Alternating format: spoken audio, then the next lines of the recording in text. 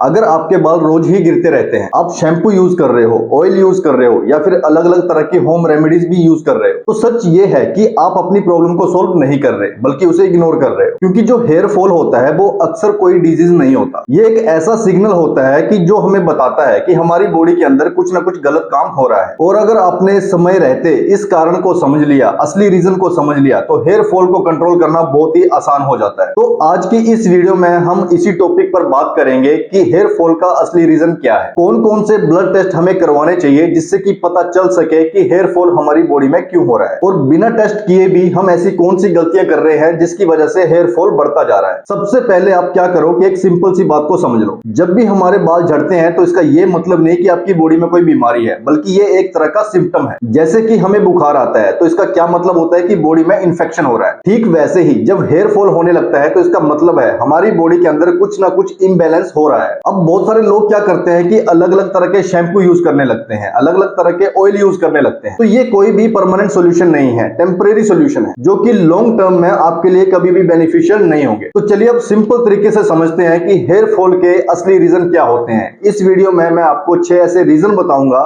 जिसकी वजह से आप पता लगा सकते हो कि आपको हेयर फॉल क्यों हो रहा है। पहला रीजन है विटामिन डी और B12 की कमी। हमारे इंडिया में लगभग 90 से 95% लोग विटामिन डी का शिकार होते हैं। उनकी बॉडी में विटामिन डी हमेशा कम रहता है, और जो विटामिन B12 की डेफिशिएंसी है वो भी इंडिया में बहुत ज्यादा कॉमन है। अगर आपको लगातार थकान रहती है, आपकी बॉडी में वीकनेस बनी रहती है, तो ये चांसेस हैं कि आपकी बॉडी में भी इन विटामिन की कमी हो रही है। क्योंकि ये जो दोनों विटामिन होते हैं ये हमारी हेयर रूट्स को स्ट्रॉन्ग बनाते हैं, और जब इनकी कमी हमारी बॉडी में होने लगती है तो हेयर फॉल स्टार्ट हो जाता है। दूसरा रीजन है न्यूट्रिशन की कमी। अगर आपकी डाइट बिल्कुल भी बैलेंस्ड नहीं है तो हमारी बॉडी को प्रॉपर न्यूट्रिएंट्स नहीं मिलते जो कि हमारी बॉडी के लिए रिक्वायर्ड होते हैं। तो जब हमारी बॉडी में आयरन की कमी होने लगती है तो हेयर फॉल स्टार्ट हो जाता है, और ये जो कमी है लड़कियों में सबसे ज्यादा देखने को मिलती है। अगर आपकी बॉडी में जिंक की भी कमी रहती है तो हेयर फॉल इसकी वजह से भी होता है। तो अपनी एक बैलेंस डाइट तैयार करो, अपनी बॉडी को वो सारे न्यूट्रिएंट्स दो जो कि हमारी बॉडी के लिए रिक्वायर्ड होते हैं। अगर ऐसा करोगे तो हेयर फॉल बंद हो जाएगा। तीसरा रीजन हमें देखने को मिलता है वो है प्रोटीन की कमी। प्रोटीन को सबसे ज्यादा इग्नोर किया जाता है। हमारे भारत देश में प्रोटीन की हमेशा कमी ही रहती है। आपको ये बात समझनी होगी कि हमारे हेयर प्रोटीन की वजह से ही मजबूत रहते हैं, हमारे हेयर प्रोटीन से ही बने होते हैं। अगर आप अपनी बॉडी में डेली प्रोटीन की इंटेक कम रखते हो और आप सिर्फ रोटी सब्जी पर ही डिपेंड रहते हो तो हेयर फॉल होना आपके लिए श्योर है। इसे कोई भी नहीं रोक सकता, क्योंकि जो भी हम खाना खाते हैं उसमें जो भी प्रोटीन होता है तो बॉडी क्या करती है, सबसे पहले जिन ऑर्गन्स को उस प्रोटीन की जरूरत होती है सबसे पहले वो उन्हें देती है, और जिसकी वजह से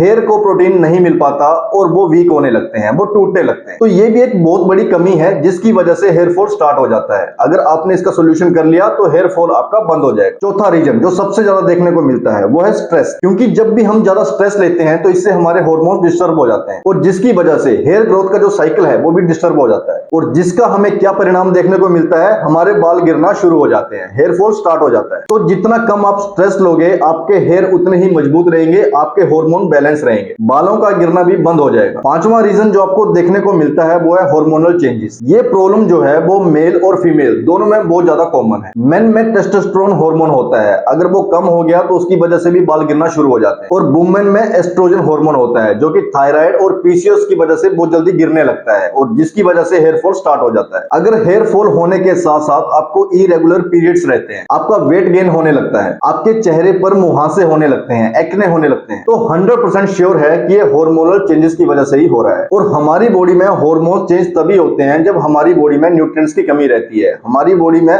कुछ ना कुछ प्रॉब्लम होती रहती है। अगर इसका सोल्यूशन आप कर लोगे तो हेयर फॉल बंद हो जाएगा। अब जो छठा रीजन हमें देखने को मिलता है वो क्या है, या तो हमारा एनवायरनमेंट चेंज हो रहा है या फिर मौसम में बदलाव हो रहा है। जब भी मौसम में बदलाव होने लगता है, ह्यूमिडिटी होने लगती है या पोल्यूशन बढ़ने लगता है, तो इसकी वजह से भी हमारे हेयर्स पर बहुत बुरा इफेक्ट पड़ता है और बाल गिरना शुरू हो जाते हैं। तो ये भी एक बहुत बड़ा रीजन है जिसकी वजह से आजकल लोगों के बाल गिरते जा रहे हैं, बाल कम होते जा रहे हैं। तो जितना पॉसिबल हो सके आप अगर बाहर निकलते हो तो अपने बालों को ढक कर रखो जिससे कि बालों को नुकसान ना पहुंचे। अब जो सबसे इंपॉर्टेंट बात है, अब हम उसके ऊपर बात करेंगे, आप ध्यान से सुनिएगा। आपको कैसे पता चलेगा कि एग्जैक्ट रीजन क्या है जिसकी वजह से आपका हेयर फॉल शुरू हो गया है? तो ये जो चीज है ना वो गेस करने से नहीं बल्कि टेस्ट करने से पता चलती है। जैसे कि अगर आप सीबीसी का टेस्ट करवाते हो, सीबीसी का मतलब होता है कंप्लीट ब्लड काउंट। ये एक बेसिक सा टेस्ट है जो कि एनीमिया और इन्फेक्शन को चेक करता है। अगर आपकी बॉडी में वीकनेस रहती है और उसके साथ हेयर फॉल भी हो रहा है तो ये टेस्ट आपके लिए बहुत जरूरी है। इसके बाद जो टेस्ट आपको करवाना चाहिए वो है विटामिन डी डी और विटामिन B12 का टेस्ट, क्योंकि जब भी इनकी कमी हमारी बॉडी में होने लगती है तो हेयर फॉल शुरू हो जाता है, हमारी बॉडी में कई तरह की प्रॉब्लम शुरू हो जाती है। ये टेस्ट थोड़े से महंगे होते हैं लेकिन आपको जरूर करवाने चाहिए। अगर आप ये पता करना चाहते हो कि आपकी बॉडी में एग्जैक्ट रीजन क्या है जिसकी वजह से आपके हेयर फॉल शुरू हो गए हैं, तो ये टेस्ट आपके लिए बहुत जरूरी है। इसके बाद आप जो टेस्ट करवा सकते हो वो है थायराइड का टेस्ट। अगर आपकी बॉडी में थायराइड इम्बैलेंस है, आपके हार्मोन चेंज होते रहते हैं, आपके पीरियड्स भी इरेगुलर रहते हैं, तो ये टेस्ट आपके लिए बहुत जरूरी है, क्योंकि इसके इम्बैलेंस होने से भी हेयर फॉल शुरू हो जाता है और बहुत सारे लोगों में ये प्रॉब्लम देखी जाती है। अगर मेल्स में भी हेयर फॉल की प्रॉब्लम हो रही है तो उनको टेस्टोस्टेरोन टेस्ट जरूर करवाना चाहिए। अगर मेल्स में पैटर्न हेयर लॉस हो रहा है तो उनके लिए ये टेस्ट बहुत जरूरी है। इससे पता लग सकता है, एग्जैक्ट रीजन आपको मिल जाएगा कि ऐसा हो क्यों रहा है। अब बहुत सारे लोग ऐसे भी होते हैं जिनका बजट नहीं होता या फिर वो टेस्ट नहीं करवाना चाहते, तो उन्हें क्या करना चाहिए? आपको मैं कुछ बेसिक से स्टेप बताने वाला हूं, आप उन्हें फॉलो कर सकते हो। 90% प्रॉब्लम आपकी यहीं से सोल्व हो जाएगी। पहली चीज जो आपको करनी है, अपनी डाइट को इंप्रूव करो। आपकी डाइट बैलेंस्ड होनी चाहिए। आपकी डाइट में प्रोटीन अच्छा होना चाहिए, कार्बोहाइड्रेट्स अच्छे होने चाहिए, हेल्दी फैट्स इसमें होना चाहिए, प्रोटीन की कमी आपकी डाइट में नहीं होनी चाहिए। आयरन भी आपकी बॉडी के लिए बहुत जरूरी है, जिसके लिए आप हरी सब्जियों का इस्तेमाल करो। इन सब चीजों को अपनी डाइट में इंक्लूड करो, आपकी बहुत सारी प्रॉब्लम सोल्व हो जाएंगी, आपके हेयर स्ट्रॉन्ग हो जाएंगे। दूसरी चीज आप क्या कर सकते हो, सप्लीमेंट्स ले सकते हो, लेकिन डॉक्टर को पूछ के लेना है। जैसे कि बायोटिन आप ले सकते हो, मल्टीविटामिन आप ले सकते हो, ओमेगा 3 भी आप ले सकते हो। ये सभी सप्लीमेंट्स हमारे बालों के लिए, हमारी स्किन के लिए, हमारी ओवरऑल हेल्थ के लिए बहुत जरूरी होते हैं। लेकिन कभी भी किसी भी एडवाइस को ब्लाइंडली फॉलो मत करना, अपने डॉक्टर को पूछ लो, अगर रिकमेंड करते हैं तो इनका यूज भी करना शुरू कर दो। तीसरी चीज जो आपको करनी चाहिए, रेगुलर बेस पर एक्सरसाइज करना शुरू कर दो, क्योंकि जब भी हम रेगुलर बेस पर एक्सरसाइज करते हैं तो हमारा ब्लड सर्कुलेशन इंप्रूव होता है, हमारे मसल एक्टिवेट होते हैं और जिसकी वजह से हमारे हार्मोन्स भी बैलेंस होने लगते हैं, वो सही रहते हैं। और जितने अच्छे से आपके हार्मोन्स बैलेंस रहेंगे तो आपकी जो हेयर फॉल की समस्या है वो भी सोल्व हो जाएगी। अब चौथी चीज मैं आपको बताने वाला हूं, शैम्पू का सच, क्योंकि कोई भी शैम्पू ऐसा नहीं है जो कि आपके हेयर फॉल को परमानेंटली स्टॉप कर दे। शैम्पू क्या काम करता है, हमारे स्कैल्प को क्लीन करता है। जो भी पोल्यूशन, जो भी धूल हमारे स्कैल्प पे जमा हो जाती है उसे वो क्लीन करता है। तो किसी भी शैम्पू या फिर ऑयल पर ओवर डिपेंड मत रहो। जितना पैसा आप इन चीजों पर खर्च करते हो, इससे बेटर है कि आप अपनी डाइट को इंप्रूव करो, उसी से आपका परमानेंट सोल्यूशन हो सकता है। पांचवी चीज आपको क्या करनी चाहिए, एक ऐसा तरीका है कि ऑयल आपको कैसे लगाना चाहिए। जब भी आपको अपने बाल धोने हो तो उससे 1 से 2 घंटे पहले ही आपको अपने बालों पर ऑयल लगाना है। ऐसा नहीं होता कि अगर आप रात भर ऑयल लगाकर रखते हो तो इससे बहुत ज्यादा आपको फायदा मिलता है, ऐसा बिल्कुल भी नहीं। रूट्स की अच्छे से मसाज करो।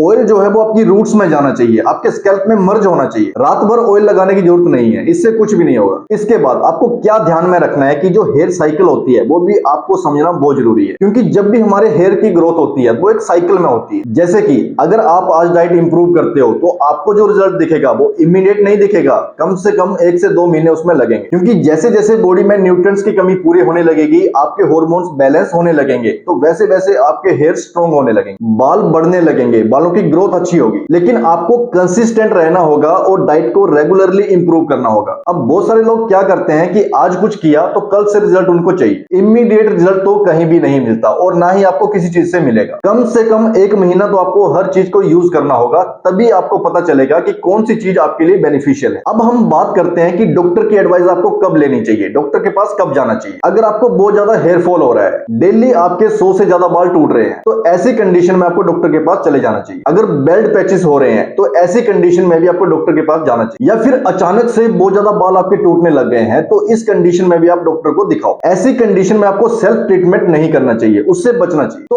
अभी तक जो हमने बात करी तो उसमें आपको क्या चीजें याद रखनी है उसे समझते हैं। हेयर फॉल कोई भी प्रॉब्लम नहीं है, बल्कि ये एक तरह का सिग्नल है। अगर आप सिर्फ ऑयल या शैम्पू पर ही फोकस करोगे तो रिजल्ट नहीं मिलेगा। असली जो सोल्यूशन है आप उसे समझो, जैसे कि हेयर फॉल क्यों हो रहा है, उसके रीजन को समझना, अच्छे से टेस्ट करवाना ताकि आपको एग्जैक्ट पता लग सके कि ऐसा हो क्यों रहा है। और सबसे बड़ी चीज जो आपको करनी चाहिए, अपने लाइफस्टाइल को इंप्रूव करो, अपनी डाइट को इंप्रूव करो, आपकी 90% बीमारियां यहीं से ठीक हो जाएंगी। इससे भी इंपॉर्टेंट जो बात है वो पता क्या है, वो है पेशेंस। आप लोगों में पेशेंस नहीं होता, जितना पेशेंस आप रखोगे आपको रिजल्ट मिलते जाएंगे। तो अगर आपको ये वीडियो अच्छे से समझ आ गई है तो आप वीडियो को लाइक कर देना, और इसी तरह की वीडियो अगर आप फ्यूचर में भी चाहते हो तो चैनल को सब्सक्राइब कर लो। और अगर आपके लिए पॉसिबल हो तो इस वीडियो को उन लोगों के साथ भी शेयर करो जो कि हेयर फॉल से परेशान हो रखे हैं। तो ठीक है दोस्तों, मिलते हैं नेक्स्ट वीडियो में।